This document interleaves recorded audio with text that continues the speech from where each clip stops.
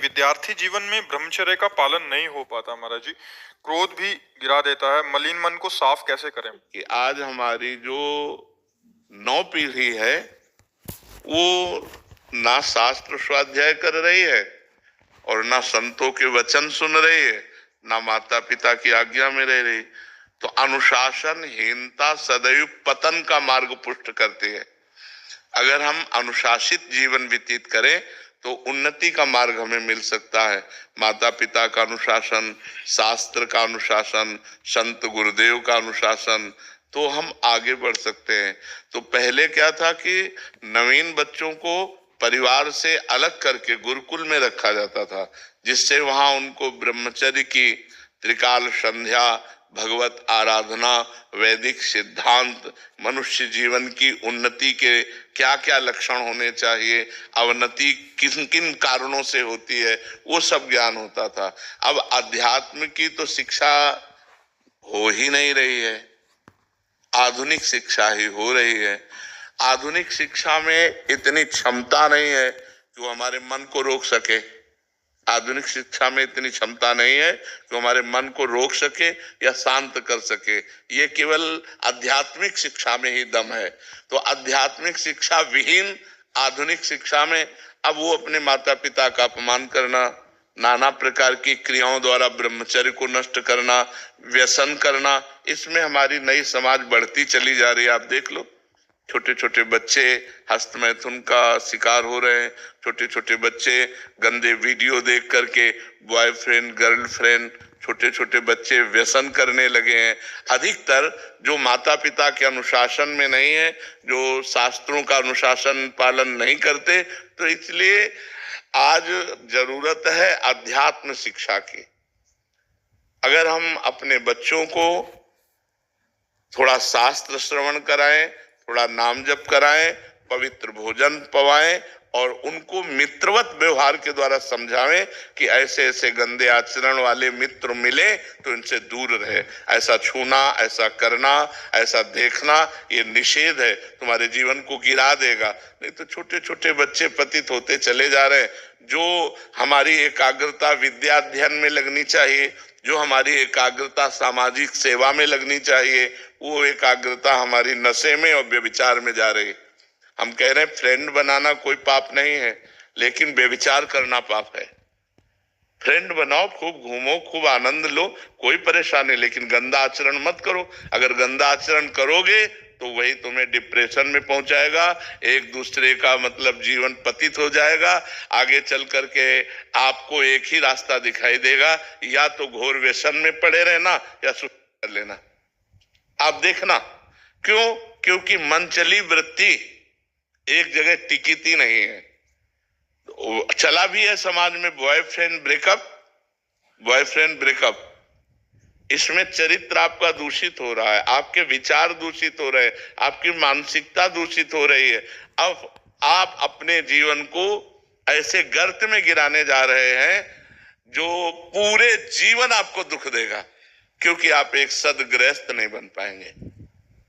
यदि आपने ऐसे गंदी आदतें की और आपका ब्याह हो गया तो आप अपनी पत्नी से संतुष्ट नहीं रहेंगे, आप एक पत्नी व्रत धारण नहीं कर पाएंगे, आप एक पति व्रत धारण नहीं कर पाएंगे। तो आपका न्यू जो जीवन का उत्थान करने की थी, आपने उसी को नष्ट कर दिया। तो इसलिए हमारी बच्चों से प्रार्थना है कि गंदी बात से बचो। दोस्ती में हम कहते हैं कि दोस्ती हजारों से कर लो, हजारों से दोस्त। हम तो कहते हैं शत्रु किसी को बनाओ ही मत, पूरे विश्व को मित्र बनाओ। मित्र बनाने में कोई बात नहीं, लेकिन गलत आचरण मत करो, गंदा व्यवहार मत करो। जब तक ब्याह ना हो जाए तब तक ब्रह्मचर्य का पालन करो, माता पिता की आज्ञा में रहो, ऐसे बिल्कुल गंदे आचरण नहीं। तो ये हमारे समाज का स्वरूप बिगड़ता जा रहा है। इसे आप ही लोग मिलकर संभाल सकते हो, माता पिता। और अगर आप सुधरो तो सुधर गए समाज। हम दूसरे को सुधारने की चेष्टा न करें। यदि हम अपने को व्यसन और व्यभिचार रहित बनावें तो हमारा समाज सुधर जाए। अगर हम एक एक आदमी सुधरना चाहे तो समाज सुधर जाए, लेकिन सुधरने के पक्ष में बहुत कम लोग हैं और बिगाड़ने और बिगड़ने के पक्ष में बहुत सहजता है ना, उसमें सरलता है। सुधरना चढ़ाई चढ़ना है और बिगड़ना फिसलना है। फिसलने के लिए सब तैयार है और फिसलाने के लिए तैयार है, लेकिन चढ़ने और चढ़ाने के लिए अध्यात्म की तरफ, धर्म की तरफ, पवित्रता की तरफ ये बहुत कम रह गए हैं समाज में, जो ऐसा चलना चाहे। एक 12 वर्ष का बच्चा यहाँ बैठ के कह रहा है मैं हस्त मैं तुमसे परेशान हो चुका हूँ। तो उनका कितनी आयु है? बोले 12 वर्ष की। तो और फिर उसने कहा कि हमारी गर्लफ्रेंड भी है। तो हमका 12 वर्ष में गर्लफ्रेंड हो गई, हो गई। तो मतलब ये छोटी छोटी अवस्थाओं के बच्चे इतने गंदे स्तर में गिर रहे हैं, तो क्या होगा, समाज का क्या होगा? कॉलेज आदि में यही ट्रेंड चल चुका है महाराज जी।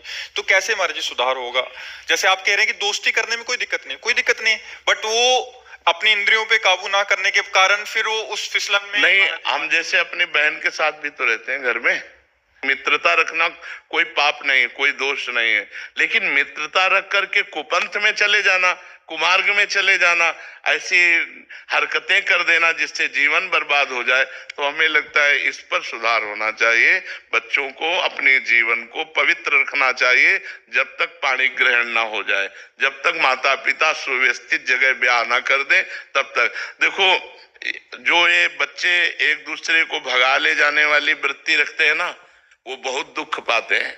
मतलब माता पिता सालों लगाते हैं अपनी बच्ची के ब्याह के लिए, सालों जा जाके अगल बगल पूछ के रिश्ता नाता, उसके आचरण, उसके, तब जाकर अपनी बच्ची को सम्मान के साथ उसके हाथ में देते। और तुम जो 2-4 बातें कही भाग गई उसके साथ, तो पूरा जीवन निर्वाह थोड़ी होगा। तो वो कैसा व्यक्ति स्वभाव वाला है? देखो, प्रेजेंट का स्वभाव अलग होता है, लेकिन हमारा एकांतिक जीवन कैसा है, हमारा पर्सनल जीवन कैसा है? तो जब आप किसी के पर्सनल जीवन में घुसेंगे तो आप खतरा पाएंगे। इसलिए माता पिता की अनुमति आवश्यक है, क्योंकि वो अच्छी तरह देख सुन करके अपने बच्चे को सुखी करना चाहते हैं। पर आजकल बच्चे ऐसे माता पिता को कुछ नहीं समझते हैं, मनमानी आचरण करते हैं।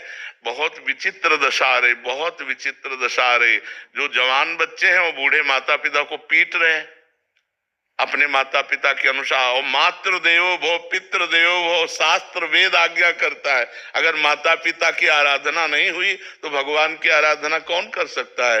भगवान तो अव्यक्त है, माता पिता तो व्यक्त भगवान हमारे विराजमान है। तो इसलिए समाज को आध्यात्मिक शास्त्रों का स्वाध्याय करना चाहिए, आध्यात्मिक संतों की वाणी सुननी चाहिए और उसके अनुसार अपने आचरण बनाने चाहिए।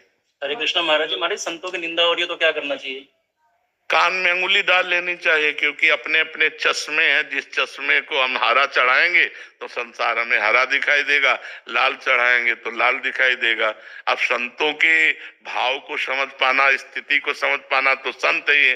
तो संत तो सब है नहीं, तो जिसकी जैसी दृष्टि है वैसे ही तो दर्शन करेगा, और जैसा दर्शन करेगा वैसा वर्णन करेगा। जाकी रही भावना जैसी, प्रभु मूर्ति देखी तिन तैसी। तो हमें चाहिए जहाँ संत निंदा हो रही हो वहाँ कान में अंगुली डाल करके चले जाना चाहिए। रिश्तेदार अगर कर रहे हैं तो नहीं, बिल्कुल लड़ाई नहीं करनी चाहिए। सत्संगी को ऐसा होना चाहिए कि जैसे किसी की निंदा कर रहे हैं तो कान में अंगुली डाले, चल दे, पागल आदमी है। अगर आप लड़ाई किए तो आप में और उसमें अंतर क्या रह गया? वो निंदा कर रहा है, आप उसे मार रहे हैं, तो बात तो हो गई एक ही। वो निंदा कर रहा है, आप क्रोध कर रहे हैं, तो दोनों दोषी हो गए। वो निंदा कर रहा है, आप कान में अंगुली डालिए और वहां से चल दीजिए। वो उसकी मति है। सुनने से हमारा मन दुखी होगा, इसलिए हम सुनेंगे नहीं। हाँ, वो होता है, ऐसा होता है। तो हम सुनेंगे नहीं, उस सभा से चल देंगे, उस स्थान से चल देंगे, लेकिन हम उस व्यक्ति को भी नहीं मारेंगे।